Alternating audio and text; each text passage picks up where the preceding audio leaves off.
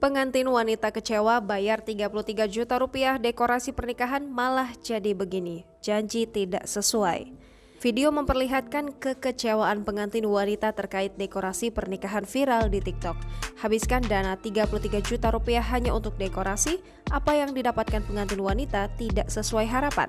Lebih si wanita geram, vendor yang membuat dekorasi pernikahannya adalah temannya sendiri.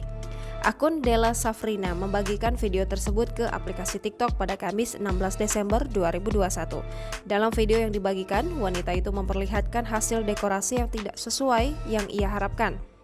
Ia mengaku telah membayar 33 juta rupiah agar pernikahannya bisa berjalan sesuai impian. Wanita ini menggelar pesta pernikahan secara outdoor. Ia berharap lokasi acara dipenuhi dengan bunga, terutama bagian pelaminan hingga jalannya pengantin. Pasalnya, bunga yang ada di lokasi sedikit. Untuk harga 33 juta rupiah sangat tidak sepadan dengan hasilnya. Yang lebih mengejutkan lagi, pengantin wanita itu bahkan menambah 5 juta rupiah lagi untuk bunga fresh. Namun, area depan pelaminan nampak begitu sepi.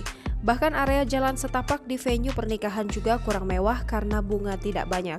Banyak yang menyarankan agar tidak menggunakan jasa teman jika memilih vendor karena akan menjadi sungkan jika tidak sesuai harapan.